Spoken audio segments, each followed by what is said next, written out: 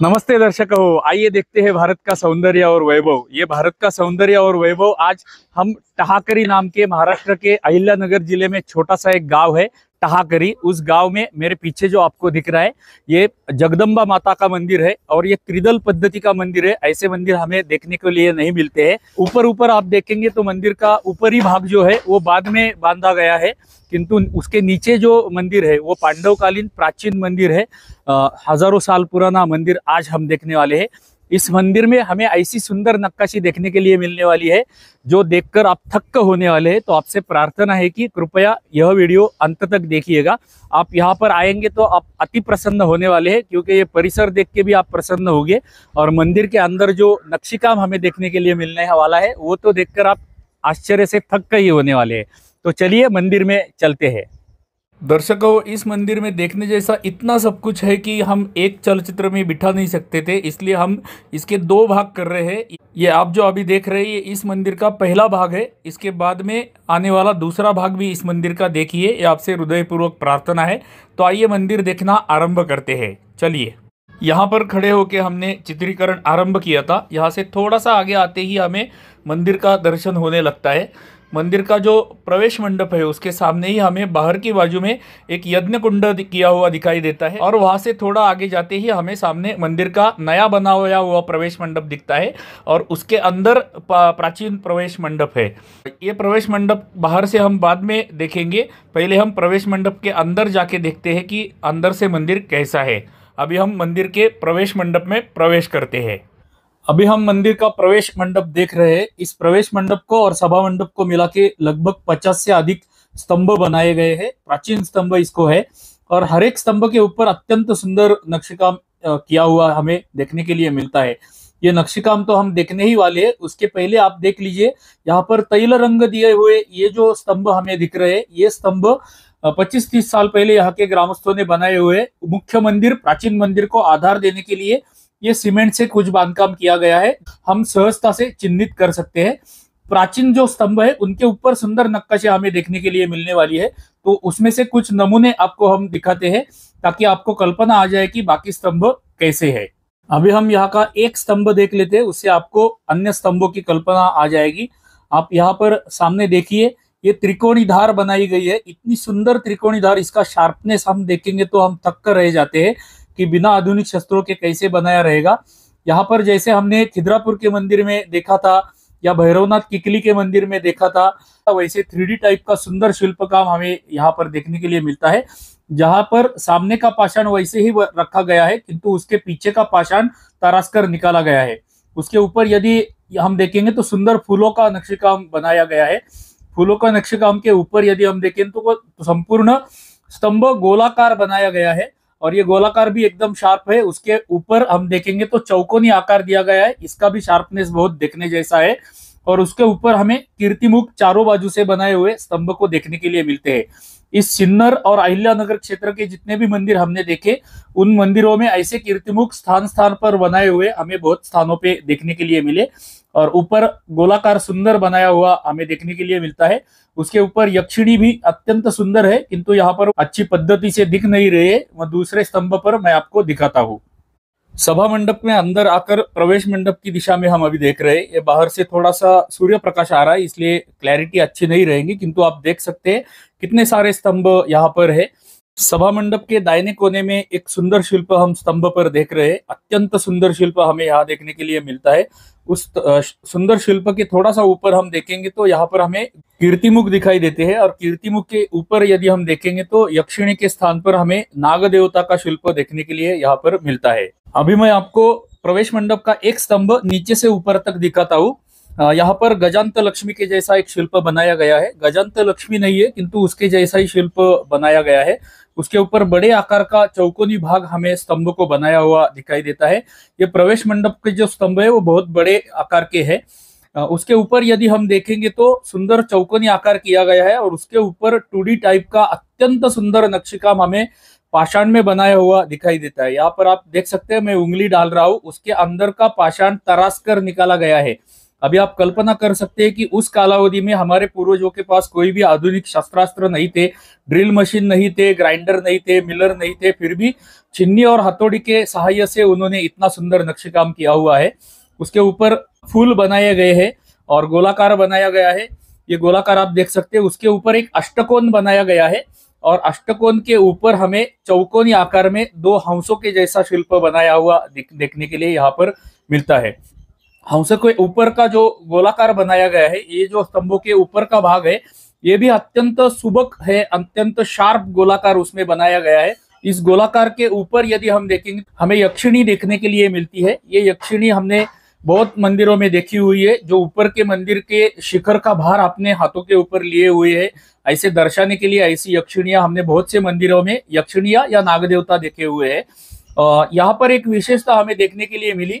सामान्यतः यक्षिणी के ऊपर मंदिर का छत और शिखर होता है, किंतु यहाँ पर यक्षिणी के ऊपर भी हमें एक छोटा सा मंदिर दिखाया हुआ दिखने के लिए मिला और उसके अंदर, मंदिर के अंदर एक छोटे देवता का शिल्प हमें देखने के लिए मिला। अभी हमने जो स्तंभ देखा, उसके बाई बाजू में यदि हम देखेंगे तो बाई बाजू में भी उस स्तंभ के ऊपर यक्षिणी के स्थान पर हमें पर्ण के जैसा कुछ आकार बनाया हुआ दिखाई देता है। और यहाँ के जितने भी स्तंभ हमें देखने के लिए मिलते हैं, सारे स्तंभों के ऊपर ऐसे पर्ण या यक्षिणी बनाई गई है और उनके ऊपर हमें शिल्प बनाए हुए दिखने के लिए मिलते हैं। छोटे छोटे मंदिर बनाए हैं और छोटे छोटे मंदिरों में विविध देव देवताओं के शिल्प हमें देखने के लिए मिलते हैं। ऐसी विशेषता हमें अन्य कई मंदिरों में देखने के लिए नहीं मिली थी। ये यहाँ के जितने भी स्तंभ है, यक्षिणी या पर्ण या नाग देवता, उनके ऊपर भी कुछ छोटे छोटे मंदिर है। ऐसा हमें अन्य कई मंदिर में देखने के लिए नहीं मिला था। ये इस मंदिर की, जगदम्बा माता मंदिर टहाकरी की विशेषता है। आप जितने भी स्तंभ देखेंगे ऐसे ही है। ये स्तंभों का ऊपरी भाग जो गोलाकार बनाया गया है ना, ये मुझे अत्यंत अच्छा लगा। एकदम शार्प और एक जैसे दिखने वाले और एक ही समान आकार के हमें स्तंभ यहाँ पर देखने के लिए मिलते हैं, जो हमें आनंद देते हैं। इस प्रवेश मंडप में भी बहुत कुछ देखने जैसा है। हम उसमें से कुछ नमूने आपको दिखा रहे हैं, सैंपल्स दिखा रहे हैं। ये गणेश जी का सुंदर शिल्प आप देख सकते हैं, जो कोने वाले एक स्तंभ पर हमें देखने के लिए मिला। गणेश जी के शिल्प के ऊपर दो कीर्तिमुख हमें देखने के लिए मिलते हैं और ये ऊपर का सुंदर शिल्प काम या नक्काशी आप देख सकते हैं। अब देखते हैं मंदिर का एक महत्वपूर्ण अवयव, जिसे रंगशिला बोलते हैं। कुछ मंदिरों में ये चौकोनी आकार की होती है, कुछ मंदिरों में गोल आकार की होती है। परमेश्वर के सामने, मंदिर में जो भी कोई भगवान रहेगा, उसके सामने अपनी कला सादर करने के लिए, नृत्य कला हो, गायन कला हो, वादन कला हो, भजन हो, कीर्तन हो, ऐसे कार्यक्रम करने के लिए इस रंगशिला का प्रयोग किया जाता था। आप देख सकते हैं मेरे सामने बराबर एक गर्भगृह है, जो मुख्य गर्भगृह है। मेरी बाई बाजू में एक गर्भगृह है और दाहिनी बाजू में हम जाएंगे तो वहां पर एक गर्भगृह मिलता है। यानी कि बेल के वृक्ष का जैसा पन्ना होता है, तीन पत्ते होते हैं, वैसे तीन गर्भगृह इसको है। इसके लिए इसे त्रिदल पद्धति का मंदिर बोला जाता है। ऐसे बहुत से कम मंदिर हमें देखने के लिए मिलते हैं। हमने सातारा क्षेत्र में भैरवनाथ के मंदिर में ऐसा त्रिदल मंदिर देखा था। अभी हमने जो रंगशिला देखी थी, उसके चारों कोनों में, यानी कि चारों कॉर्नर्स में हमें तीन तीन स्तंभ बनाए हुए दिखाई देते हैं। एक एक कॉर्नर में तीन तीन स्तंभ है। ऐसे चार कॉर्नर में मिला के 12 स्तंभ हमें इस रंगशिला के आजू बाजू में सभा मंडप में देखने के लिए मिलते हैं। ये 12 के 12 जो स्तंभ है, एक समान आकार के, एक समान दिखने वाले, किंतु कुछ शिल्प उनके ऊपर भिन्न भिन्न पद्धति के बनाए गए हैं। ऐसे 12 स्तंभ, सुंदर पद्धति से बनाए हुए 12 स्तंभ हमें देखने के लिए मिलते हैं। इन स्तंभों के ऊपर का सुंदर नक्काशी मैं आपको एक एक करके नहीं दिखा सकता हूँ, इसलिए जलद गति से मैं आपको केवल उसकी झलक दिखा रहा हूँ। आप कल्पना कर सकते हैं कि ये कितना सुंदर नक्शीकाम है। ये मंदिर देखने के लिए कितना समय लगता रहेगा, इसकी कल्पना आप ये स्तंभ देखकर कर सकते हैं। इन स्तंभों के ऊपर तो इतना देखने जैसा है कि हम देखकर थक ही हो जाते हैं। अब मैं आपको इस सभा मंडप का छत दिखाता हूँ। ये छत देखकर आपको ऐसा लगेगा, आप इतने आकर्षित हो जाएंगे कि आपको ऐसा लगेगा कि हमें प्रत्यक्ष ये मंदिर देखने के लिए जाना चाहिए। अभी आप ये हमने स्तंभ देख लिए, उसके ऊपर का जो मध्य का भाग है, मुख्य शिखर का अंदर का भाग और स्तंभ, इनके मध्य का जो भाग है, इनमें बनाए हुए शिल्प मैं आपको अभी दिखा रहा हूँ। जितने स्तंभ है प्रत्येक स्तंभ के ऊपर एक एक सुंदर शिल्प बनाया गया है, छोटे छोटे मंदिर बनाए गए हैं और उनमें विविध देव देवताओं के शिल्प हमें इन स्तंभों के ऊपर के मध्य के भाग में देख रहे हैं। अभी तक हमने छत को देखा भी नहीं है। स्तंभ और छत ये दोनों के मध्य का भाग अभी हम देख रहे हैं और हर एक स्तंभ के ऊपर इतने सुंदर छोटे छोटे मंदिर हमें देखने के लिए मिलते हैं और विविध देवता, और वो मंदिरों के बीच में जो फूल बनाए गए हैं या वेल बनाए गए हैं वो भी नक्शीकाम पूरा पाषाण में बनाया हुआ सुंदर नक्शीकाम हमें यहाँ पर देखने के लिए मिलता है। उसके ऊपर यक्षिणी या हमें देखने के लिए मिलती है। यक्षिणियों के आजू बाजू में भी सुंदर नक्शीकाम किया हुआ है। कभी कहीं भी हमें प्लेन पाषाण, कहीं नक्शीकाम बिना नक्शीकाम वाला पाषाण देखने को नहीं मिलता है। जहां हम देखेंगे वहां हमें नक्काशी ही नक्काशी देखने के लिए मिलती है। ऐसा ये सुंदर छत का भाग है। यक्षिणियों के चारों कॉर्नर में जो 4 त्रिकोणीय आकार के पाषाण रखे गए हैं उनके ऊपर भी विविध देव देवताओं के शिल्प बनाए गए हैं। सामान्यतः हम ये त्रिकोणीय पाषाण देखते हैं कॉर्नर के, वो प्लेन होते हैं, उनमें कोई नक्काशी नहीं होती है, किंतु यहाँ के त्रिकोणीय पाषाणों के ऊपर भी सुंदर नक्काशी बनाई गई है। अभी आप ये पाषाण देख सकते हैं, त्रिकोणीय पाषाण एक कोने का मैं आपको दिखा रहा हूँ। कितना सुंदर नक्शकाम या कितनी सुंदर नक्काशी इसके ऊपर बनाई गई है और ऐसे ही चारों कॉर्नर के 4 त्रिकोणीय पाषाण बनाए गए हैं। अभी हमने 4 कॉर्नर्स के 4 त्रिकोणीय पाषाण देख लिए, उनके ऊपर बनाए हुए कीर्तिमुख एवं अन्य नक्काशी देख ली, यहाँ की यक्षिणियां भी हमने देख ली। इस मंदिर में इतनी विशेषता है कि मैं आपको क्या बताऊं, क्या दिखाऊं और क्या ना दिखाऊं, ऐसा हो रहा है। ये यक्षिणी आप देख सकते हैं, या ये विशेषता, अन्य एक विशेषता आपको दिखा रहा हूं मैं। यक्षिणी के ऊपर आपको एक बड़े आकार का व्याल दिखाई देता रहेगा। ये यक्षिणी, उसके ऊपर व्याल, उसके ऊपर और एक यक्षिणी है। अभी हम छत के अंदर का भाग देख रहे हैं और उसके ऊपर वाद्य बजाती हुई, वीणा बजाती हुई एक सूर सुंदरी हमें देखने के लिए मिलती है। मैं आपको एक यहाँ का एक पट्टी मैं आपको दिखा रहा हूँ। नीचे यक्षिणी, उसके ऊपर व्याल, उसके ऊपर फिर से यक्षिणी और उसके ऊपर वीणा बजाती हुई सूर सुंदरी। ये ऐसी हमने एक पट्टी देख ली। यहाँ के 8 कॉर्नर्स में आपको 8 पट्टियां ऐसी दिखाई देती है जिनकी रचना समान हमें देखने के लिए मिलती है। हर एक पट्टी में 2 यक्षिणियां, एक व्याल शिल्प और उसके ऊपर कोई सूर सुंदरी वाद्य बजाती हुई, नृत्य करती हुई, वीणा बजाती हुई, मृदंग बजाती हुई, ऐसी विविध कला सादर करती हुई सूर सुंदरियां हमें ऊपर देखने के लिए मिलती है। आप देख सकते हैं 8 उसको पट्टियां है ऐसी, और 8 पट्टियों में रचना समान है, किंतु ऊपर की जो सूर सुंदरी है वो विभिन्न प्रकार की हमें देखने के लिए मिलती है। इतना सुंदर छत आज तक हमने किसी भी मंदिर में देखा नहीं था। हमारी वाहिनी पर हमने कम से कम ऐसे 50-60 प्राचीन मंदिर देखे हुए हैं, आपको देखने के लिए मिलेंगे, किंतु इतना सुंदर छत हमने किसी भी मंदिर में आज तक नहीं देखा था। ऐसा सुंदर छत हमें यहाँ पर देखने के लिए मिलता है। अभी ये दोनों के मध्य में भी आप देख सकते हैं कितना सुंदर नक्काशी बनाई गई है। और जैसा मैंने अभी थोड़ी देर पहले बोला था आपको कि ये देखकर आपको ऐसा लगेगा कि ये मंदिर प्रत्यक्ष देखने के लिए हमें जाना चाहिए। मेरी आपसे प्रार्थना नित्य रहती है कि ये सुंदर नक्काशी देखने के लिए हम लोग 200-300 किलोमीटर प्रवास करके जाते हैं। छोटे छोटे ग्रामों में, खराब रास्तों में हम प्रवास करके जाते हैं। उद्देश्य यही रहता है कि हमारे लोगों को ऐसे सुंदर मंदिर देखने का छंद लगना चाहिए और अधिकाधिक लोगों तक ये हमारा सौंदर्य, भारत का सौंदर्य और वैभव पहुंचना चाहिए। इसलिए आपसे प्रार्थना रहती है कि हमारे मंदिरों के चलचित्र आप पूरे देख लिया कीजिए, उसके ऊपर एक छोटा सा कमेंट अवश्य किया कीजिए और अपने मित्र, रिश्तेदार, सहकर्मी सारे लोगों को हमारे चलचित्रों के लिंक शेयर किया कीजिए। ये आपसे हमारी हृदयपूर्वक प्रार्थना रहती है ताकि अनेक लोगों को ये मंदिर देखने का छंद लगे। अभी हम मंदिर के अंतराल में जाते हैं। ये अंतराल भी बहुत देखने जैसा है, वो देखेंगे। अंतराल देखने को आरंभ करने से पहले मंदिर का आढ़ावा लेते हैं। हमने मंदिर में वहां से प्रवेश किया था। प्रवेश करने के पश्चात हमने प्रवेश मंडप देखा, ये सभा मंडप हमने देखा। उसके बाद में अभी हम मंदिर के अंतराल में आए हैं। गर्भगृह और सभा मंडप, इनके मध्य का जो भाग होता है उसे अंतराल बोलते हैं। ये अंतराल है मंदिर का, और अंतराल में हमें गर्भगृह का प्रवेश द्वार देखने के लिए मिलता है।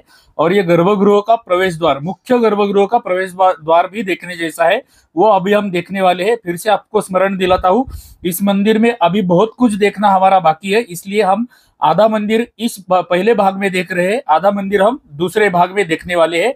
तो वो भाग भी अवश्य देखिए, ये आपसे प्रार्थना है। तो आइए गर्भगृह का प्रवेश द्वार देखना आरंभ करते हैं। यहाँ पर आप द्वारपाल देख सकते हैं।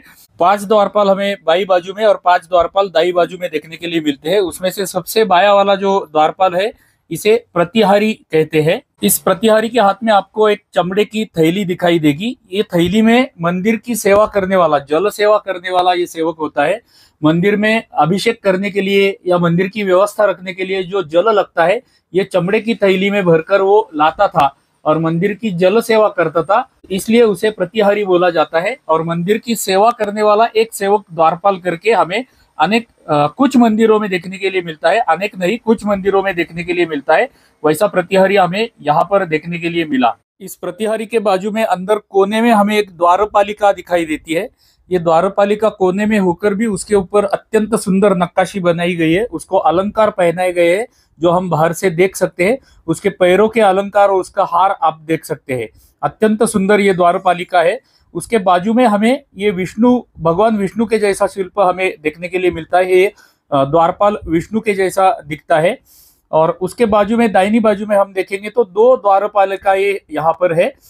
मुख्य मंदिर के गर्भगृह के बाजू में 2 द्वारपालिका है, हाथ में चौरी लिए हुए, देवी माता को ठंडा हवा देने के लिए चौरिया हाथ में लिए हुए ये 2 द्वारपालिकाएं हमें यहाँ पर देखने के लिए मिलती है, जो अत्यंत सुंदर है। उन्हें भी अत्यंत सुंदर अलंकार पहनाए गए हैं।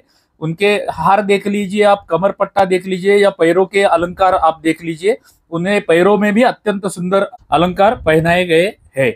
अब हम यहाँ के द्वारपालों के ऊपर की द्वार शाखाएं देख लेते हैं। ये द्वार शाखाएं भी अत्यंत देखने जैसी है। आप देख सकते हैं गोलाकार यहाँ पर नक्शी बनाई गई है और उसके ऊपर से द्वार शाखा आरंभ होती है। ये सबसे पहली वाली द्वार शाखा है। इसमें आप देख सकते हैं छोटे छोटे आकार के गोल बनाए गए हैं और उन गोल के अंदर हमें छोटे छोटे लगभग 1 इंच या 1.25 इंच आकार के छोटे छोटे शिल्प बनाए हुए पूरी 1 क्रमांक की द्वार शाखा पर दिखाई देते हैं। मध्य में ऊपर की दिशा में आप देखेंगे तो आपको ललाट बिंब दिखाई देता है। 2 ललाट बिंब यहाँ पर है जिसमें गणेश जी की स्थापना कर दी गई है। और जैसे हमने बाई बाजू में ये पहली वाली द्वार शाखा देखी, वैसा ही सेम समान नक्शेकाम या नक्काशी हमें दाहिनी बाजू के भी द्वार शाखा पर देखने के लिए मिलती है। अब ये दूसरी द्वार शाखा हम देख लेते हैं। ये जो क्रमांक 2 की द्वार शाखा है, इसको त्रिकोणीय आकार बनाया गया है और प्लेन त्रिकोणीय आकार यहाँ से वहां तक बाई बाजू तक जाता है। तीसरी द्वार शाखा अत्यंत देखने जैसी है, दर्शनीय है। यहाँ तीसरी द्वार शाखा में कुछ महिला एवं कुछ पुरुषों के शिल्प बनाए गए हैं। लगभग 6 इंच आकार के ये शिल्प है और इनमें हमें विविध मुद्राएं देखने के लिए मिलती है। कुछ भगवान को नमस्कार करते हुए मुद्रा है, कुछ तालियां बजाते हुए मुद्राएं है, कुछ वाद्य बजाती हुई महिलाएं हमें यहाँ पर देखने के लिए मिलती है, कुछ पुरुषों के हाथ में शस्त्र भी हमें देखने के लिए मिलते हैं। ऐसे विविध मुद्राओं के स्त्री और पुरुषों के शिल्प हमें इस तीसरी द्वार शाखा में देखने के लिए मिलते हैं। अब ये सारे जो द्वार शाखा के शिल्प है लगभग 6 इंच ऊंचाई के हैं, किंतु वो शिल्पों के ऊपर भी किया हुआ सुंदर नक्काशी हमें अत्यंत सुंदर देखने के लिए मिलता है। यहाँ पर आप देख सकते हैं शहनाई जैसा वाद्य कोई बजा रहा है, शहनाई जैसा ये वाद्य दिखता है। उसके नीचे वीणा या सितार हाथ में लिए हुए ऐसा हमें दिखाई दे रहा है। उनके गले में अलंकार देख लीजिए, उनके मुकुट आप देख लीजिए, एकदम छोटे छोटे गेहूं के दाना के आकार के बराबर के अलंकार इनको पहनाए गए हैं। उनके मुकुट भी अत्यंत सुंदर तरह से गए हैं और सुंदर नक्काशी हमें छोटे छोटे आकार की देखने के लिए यहाँ पर मिलती है। जैसे हम नीचे देखते जाएंगे तो सबसे नीचे हमें तलवार हाथ में ली हुई यहाँ पर शिल्प देखने के लिए मिलता है। ऐसे अत्यंत सुंदर ये द्वार शाखा 3 क्रमांक के हमें देखने के लिए मिली। अब हम यहाँ के विष्णु भगवान के ऊपर का स्तंभ जो है, द्वार शाखा के अंदर वाला स्तंभ देख लेते हैं। ये देखकर आप थक्क हो जाने वाले हैं। आप यहाँ पर देख सकते हैं छोटे आकार में बिना आधुनिक शस्त्र अस्त्र या ड्रिल मशीन का प्रयोग करके हमारे पूर्वजों ने इतने छोटे आकार का डिजिटल डिजाइनिंग जैसा नक्काशी कैसे बनाया रहेगा, इसकी आप कल्पना कर सकते हैं। मैं इसका वर्णन नहीं करूंगा, आप बस देखते रहिए। इतने छोटे आकार का और इतना सुंदर नक्काशी इसमें बनाई गई है। ये आप देख सकते हैं घंटा टांग दी गई है एक श्रृंखला को, और वो श्रृंखला जो है उसके ऊपर एक छोटे आकार का कीर्तिमुख है। कीर्तिमुख के मुख से वो श्रृंखला बाहर आ रही है और उसको एक घंटा टांग दी गई है। घंटा के पीछे भी हमें अत्यंत सुंदर नक्काशी बनाई हुई दिखने के लिए मिलती है। वो छोटे कीर्तिमुख के ऊपर यदि हम देखेंगे तो वहां पर हमें बड़े आकार का कीर्तिमुख दिखाई देता है, और उस कीर्तिमुख के ऊपर हमें अनेक गोलाकार बनाए हुए दिखाई देते हैं विविध प्रकार के। और जैसे हमें बाई बाजू में ये द्वार शाखा देखने के लिए मिली या स्तंभ देखने के लिए मिला, वैसा ही similar exactly same to same हमें दाहिनी बाजू में भी देखने के लिए मिलता है। तो आप कल्पना कर सकते हैं कि हमारे पूर्वज कितने कुशल कारीगर रहेंगे, दोनों बाजू के एग्जैक्टली आइडेंटिकल बनाने हैं, कोई भी त्रुटि करने की अनुमति नहीं होती है। तो इतने कुशल हमारे पूर्वज थे, और ये हमारा भारत का सौंदर्य और वैभव हमें देखना चाहिए। ये आप आगे वाली द्वार शाखा देख लीजिए, इसमें फूलों का सुंदर नक्काशी, फूलों की सुंदर नक्काशी बनाई गई है। और ये द्वार शाखा देखते ही हम थक्का हो जाते हैं। ये द्वार शाखा देखने के लिए हमें कम से कम 10-15 मिनट लगते हैं यदि हम बारीकी से देखेंगे। इसलिए हमारे जो चलचित्र होते हैं उनकी लंबाई थोड़ी अधिक होती है, क्योंकि हम जो मंदिरों के छोटे छोटे कॉर्नर्स आपको दिखाते हैं, कोने दिखाते हैं, ऐसा अन्य कोई भी नहीं दिखाता है। इस प्रवेश द्वार के ऊपर यदि हम देखेंगे तो ऊपर भी अत्यंत सुंदर नक्काशी बनाई हुई हमें देखने के लिए मिलती है। 5 छोटे छोटे आकार के मंदिर हमें यहाँ पर मिलते हैं, और विविध देव देवताओं के शिल्प हमें इसमें देखने के लिए मिलते हैं। अभी आप जरा ये 5 शिल्प के ऊपर का नक्काशी का पट्टा देख लीजिए। इस नक्काशी का ये नक्काशी का पट्टा चारों दिशाओं में कर दिया गया है, और ऊपर का छत यदि हम देखेंगे तो आपकी अंगुली मुंह में जाएगी आश्चर्य से, इतना सुंदर थक्क करने वाला ये छत हमें देखने के लिए मिलता है। हमारे पूर्वजों ने करोड़ों रुपए खर्च करके ऐसा सौंदर्य भारत का निर्माण करके हमारे लिए रखा है। ये अखंड पाषाण में बनाया हुआ शिल्प, अभी मैं इसका वर्णन कैसे करूं, इतना सुंदर शिल्प हमें अंतराल के छत में देखने के लिए मिला। ध्यान में रखिए कि यहाँ पर 3 गर्भगृह है, उसमें से पहला अभी तक हमने देखने को आरंभ नहीं किया है। हम अभी तक पहले गर्भगृह के अंतराल में ही है। यहाँ पर हमें इतनी नक्काशी देखने के लिए मिली है, तो आगे क्या देखने के लिए मिलेगा। अभी हमने ये गर्भगृह का प्रवेश द्वार देखा था, उसके बाजू में दाहिनी बाजू में हम देखेंगे तो एक स्तंभ के ऊपर हमें ये सुंदर डिजिटल डिजाइनिंग देखने के लिए मिलता है, जो पाषाण में बनाया गया है। उसके ऊपर तलवार हाथ में लिया हुआ एक सुंदर शिल्प हमें देखने के लिए मिलता है, लगभग 6 इंच का। उसके ऊपर और एक शिल्प, उसके ऊपर 2 कीर्तिमुख, और ऐसे अनेक शिल्प हमें यहाँ पर देखने के लिए मिलते हैं इस गर्भगृह के अंतराल में। यहाँ पर आप देख सकते हैं एक महिला और उसका बालक इस छोटे से शिल्प में दिखाए गए। ऐसे विविध उस कालावधि का समाज जीवन, युद्ध प्रसंग, विविध देव देवता, सूर सुंदरिया, अनेक शिल्प हमें यहाँ पर देखने के लिए मिलते हैं। अभी हमने मुख्य जगदम्बा माता के मंदिर के गर्भगृह में प्रवेश किया हुआ है। हमें यह गर्भगृह देखना है, किंतु ये गर्भगृह में इतना नक्काशी काम है कि हमें वो देखने के लिए भी कम से कम 5-7 मिनट लगने वाले हैं। तो हम इस मंदिर के पहले भाग की इतिश्री यहीं पर करते हैं। अगले दूसरे भाग में हम ये गर्भगृह से आरंभ करेंगे दूसरे भाग का, और उस दूसरे भाग में हम अन्य बचे हुए 2 गर्भगृह भी देखेंगे। और मंदिर बाहर से देखना हमारा अभी बाकी है, वो मंदिर बाहर से देखना वो हम दूसरे भाग में क्रमशः करेंगे। तो आपसे प्रार्थना है कि इस जगदम्बा माता मंदिर टहाकरी का हमारा अगला चलचित्र, इस मंदिर का दूसरा भाग भी अवश्य देखिए, ये आपसे हृदयपूर्वक प्रार्थना है। तो जैसा अभी हमने बोला था, हम वीडियो की इतिश्री यहाँ पर कर रहे हैं, चलचित्र की इतिश्री कर रहे हैं। आज ये टहाकरी गांव में ये जगदम्बा माता का मंदिर हमने देखा, तो ये रेयरली दिखने वाला त्रिदल पद्धति का मंदिर हमें बहुत अच्छा लगा। हम यहाँ पर आकर प्रसन्न हो गए। आशा करते हैं कि जैसे हम प्रसन्न हो गए वैसे आप भी प्रसन्न हो गए रहेंगे। यदि हमने दिखाए हुए प्राचीन मंदिर आपको अच्छे लगे रहेंगे तो हमारी नित्य की प्रार्थना आपसे रहती है कि कृपया हर चलचित्र को लाइक किया कीजिएगा, एक छोटा सा कमेंट अवश्य कीजिएगा। उसका लाभ यह होता है कि ये चलचित्र अधिक से अधिक लोगों तक पहुंचने के लिए आपके कमेंट्स मदद करते हैं, आपकी टिप्पणियां मदद करती है। तो अवश्य एक कमेंट कर दीजिएगा। हमारे चैनल को यदि अभी तक आपने सब्सक्राइब नहीं किया रहेगा तो सब्सक्राइब भी कीजिए, ये आपसे हृदयपूर्वक प्रार्थना है। चलिए तो इस मंदिर के दूसरे भाग में मिलते हैं और मंदिर देखना क्रमशः करते हैं। तब तक के लिए आप सभी को धन्यवाद धन्यवाद धन्यवाद।